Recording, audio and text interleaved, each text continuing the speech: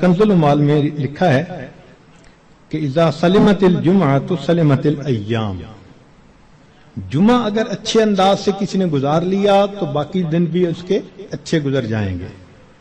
وَإِذَا سَلِمَ رَمَضَانُ سَلِمَتِ السَّنَةُ، اور جس نے رمضان اچھے انداز سے گزار دیا آنے والا پورا سال اس کا اچھا گزار دیا جائے گا. مسلم شریف میں ابو ہریرہ رضی اللہ عنہ سے روایت ہے کہ الصلوات الخمس والجمعۃ الی الجمعۃ ورمضان الی رمضان مکفرات ما بینہن اذا اجتنبت الکبائر. اگر کبائر سے بچا جائے تو جمعے سے جمعہ 5 نمازیں اور ایک رمضان سے دوسرے رمضان تک کے جتنے گناہ ہوتے ہیں وہ سارے کے سارے اللہ تعالیٰ معاف فرما دیتے ہیں. امام ربانی مجدد ثانی رحمۃ اللہ علیہ اپنے مکتوبات میں فرماتے ہیں کہ یہ رمضان کا مہینہ آنے والے سال کا ایک نمونہ ہوتا ہے. جس انداز سے بندہ گزارتا ہے اللہ تعالیٰ بقیہ سال انہی اعمال کی توفیق عطا فرما دیتا ہے. مثال کے طور پہ ایک نوجوان اگر چاہتا ہے کہ میں اپنی آنکھوں کا پرہیز کروں، غیر محرم سے اپنی آنکھوں کو بچاؤں، تو وہ رمضان میں اس کی مشق کر لے. اگر پورا رمضان غیر محرم سے نظر بچا لی، بقیہ پورا سال اللہ اس کو توفیق عطا فرما دے گا. آپ پورا رمضان تہجد کی پابندی کر لیجئے، تلاوت کی، اعمال کی پابندی کر لیجئے، اور پھر دیکھیے بقیہ پورا سال وہ کام کس طرح آسان ہو جاتے ہیں. اللہ تعالیٰ توفیق دے دیتے ہیں اس بندے کو. اس لیے ہمارے اکابر رمضان کو بہت اہتمام کے ساتھ گزارتے تھے. بلکہ بخاری شریف کی روایت ہے کہ ایک صحابیہ حج پہ جانا چاہتی تھی، خاوند نے نہ کر دی. پوچھا بھی کیوں؟ اس نے کہا سواری نہیں ہے. اس نے کہا فلاں اونٹ تو ہے. اس نے کہا وہ میں نے صدقے کی نیت کر لی، اب وہ میرا نہیں، وہ اللہ کا ہے، اب میں تمہیں نہیں لے کے جا سکتا. خاموش ہو گئی. خاوند جفت کر کے واپس آیا تو وہ عورت نبی الاسلام کی خدمت میں حاضر ہوئی. اے اللہ کے حبیب صلی اللہ علیہ وسلم، میرا بڑا جی چاہتا تھا میں حج کروں، مگر میرے خاوند نے کہا کہ سواری نہیں، اور میں نے صدقے کا اونٹ تھا بتایا تو اس نے کہا میں اس کو نہیں استعمال کر سکتا. تو نبی علیہ السلام نے پہلے تو خاوند کو سمجھایا کہ دیکھو یہ حج کا عمل بھی اللہ کے راستے میں جانے والا عمل تھا. تم اگر اس اونٹ پر اس کو یہ حج کروا دیتے تو اس میں کوئی حرج نہیں تھا، مگر ساتھ ہی یہ فرما دیا اس عورت کو کہ اچھا اب تم رمضان میں عمرہ کر لینا، اللہ تعالیٰ تمہیں میرے ساتھ حج کرنے کا ثواب عطا فرمائے گا. یہ بخاری شریف کی روایت ہے. تو رمضان مبارک کو اللہ رب العزت نے ایسی فضیلت عطا فرمائی.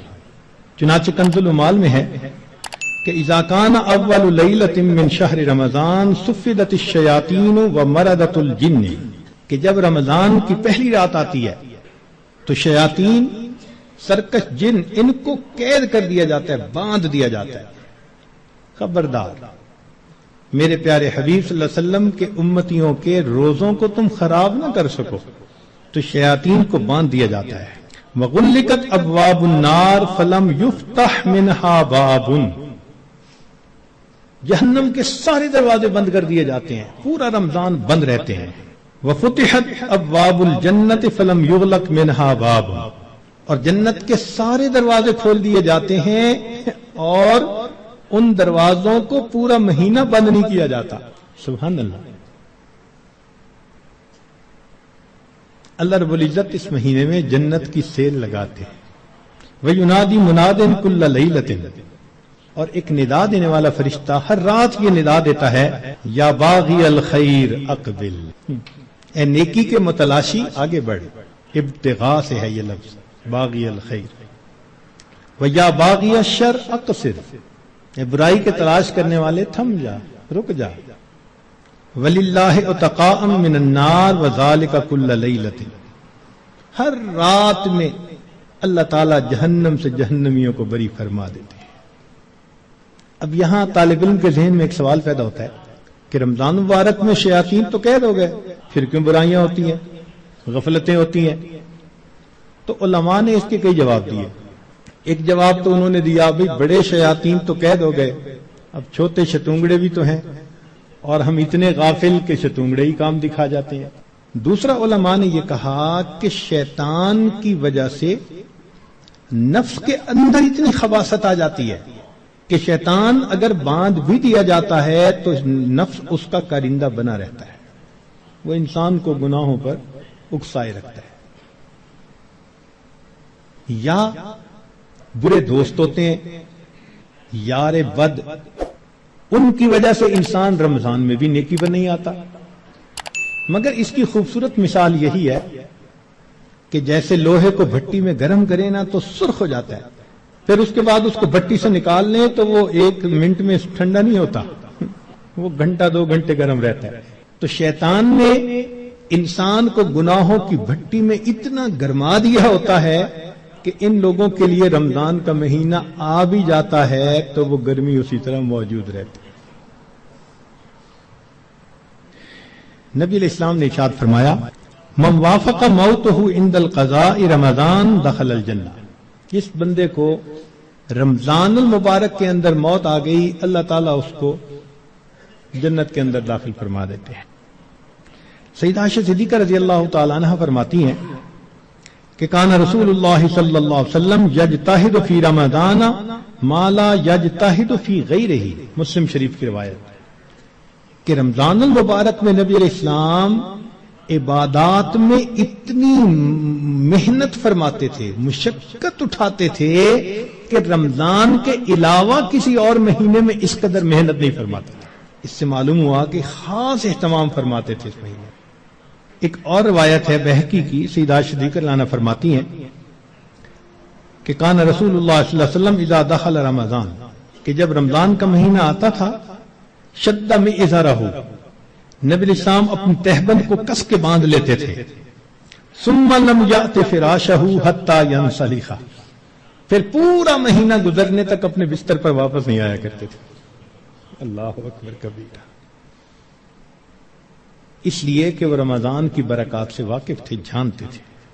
بہقی کی شریف کی ایک اور روایت ہے، کان اذا دخل رمضان تغیر لونہ، کہ جب رمضان کا مہینہ آتا تھا نبی علیہ السلام کا چہرے کا رنگ بدل جاتا تھا۔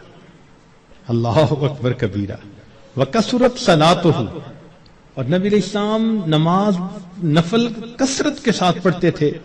وابتہل فی الدعاء واشفق لونہ، اور اپنی دعا میں اتنے اللہ کے سامنے عاجزی کرتے تھے کہ آپ صلی اللہ علیہ وسلم کا چہرہ انور سرخ ہو جایا کرتا تھا۔ اللہ اکبر۔ چنانچہ ایک حدیث مبارکہ میں ہے، سلمان فارسی رضی اللہ عنہ اس کی روایت فرماتے ہیں کہ خطبنا رسول اللہ صلی اللہ علیہ وسلم فی آخر یوم من شعبان فقال، نبی علیہ السلام نے فرمایا، یا ایھا الناس قد اظلکم شہر عظیم مبارک، اے لوگو تمہارے اوپر ایک بڑا مہینہ برکت والا آ گیا ہے، شہر فیہ لیلۃ خیر من الف شہر، ایسا مہینہ کہ جس میں ایک رات ہے جو 1000 مہینوں کی عبادت سے بھی زیادہ افضل ہے۔ شہر جعل اللہ صیامہ فریضہ، ایک ایسا مہینہ جس کے روزے کو اللہ رب العزت نے فرض فرمایا، وقیام لیلہ تطوعا، اور رات کے قیام کو اللہ نے اپنے قرب کا ذریعہ بنایا۔ من تقرب فیہ بخصلۃ من الخیر کان کمن ادى فریضۃ فیما سوا، جس نے رمضان میں نفل عمل کیا ایسے اجر ملے گا جیسے رمضان کے علاوہ اس نے کسی فرض کے اوپر عمل کیا تھا۔ ومن ادى فریضۃ فیہ کان کمن ادى 70 فریضۃ فیما سوا، جس نے ایک فرض پر عمل کیا اس کو 70 فرض جو غیر رمضان میں ہوتے ہیں اس کے برابر اجر عطا کیے جاتے ہیں۔ یہاں سے معلوم ہوا کہ اللہ رب العزت رمضان مبارک میں انسان کے اعمال کا ریٹ 70 گنا بڑھا دیتے ہیں، ملٹیپلائی، سبحان اللہ۔ ایک ایک عمل کو دنیا ریٹ انکریز کرتی ہے تو 10% اور 20%، 10واں حصہ 20واں حصہ، اللہ تعالیٰ ریٹ بڑھاتے ہیں تو کیا 70 گنا، 70 سے ضرب دے دی، اس لیے کہ وہ شہنشاہ حقیقی ہے، وہ اپنے بندوں کو اتنا اجر دینا چاہتا ہے کہ ان کے گناہوں کی ظلمتیں ختم ہو جائیں۔ تو ایسے وقت میں ہمیں بھی چاہیے کہ ہم اپنے اعمال اللہ رب العزت کے حضور پیش کریں. چنانچہ نبی علیہ السلام نے ارشاد فرمایا هو شہر الصبر والصبر ثوابہ الجنہ، یہ صبر کا مہینہ ہے اور صبر کا بدلہ جنت ہے. وہ شہر المواسات، غمخاری کا مہینہ. سبحان اللہ. چنانچہ اسی حدیث میں آگے نبی علیہ السلام نے ارشاد فرمایا کہ اولہ رحمت، اس مہینے کے پہلے 10 دن رحمت، وَأَوْسَطُهُ مَغْفِرَةٌ، درمیان کے 10 دن مغفرت کے، وَآخِرُهُ عِتْقٌ مِّنَ النَّارِ، اور آخری 10 دن آگ سے آزادی کے. وہ کیسے؟ علماء نے اس کی بہترین تفسیر یوں کی کہ کچھ وہ لوگ ہوتے ہیں کہ جو پہلے سے ہی نیکوکاری کی زندگی گزارنے والے ہوتے ہیں، گناہوں سے بچتے ہیں، تقوی طہارت کی زندگی گزارتے ہیں، تو ان کے لیے تو رمضان رحمت کی خوشخبری بن کے آتا ہے، تو پہلے 10 دن میں ہی ان کے درجے بلند ہو جاتے ہیں. اور کچھ ایسے بھی ہوتے ہیں کبھی نیکی کر لی کبھی خطا کر بیٹھے. تو ایسے لوگ جب رمضان کے پہلے 10 دن گزار لیتے ہیں تو اس میں ان کے جو گناہوں کی ظلمت ہوتی ہے اس کو اللہ تعالیٰ ختم کر دیتے ہیں.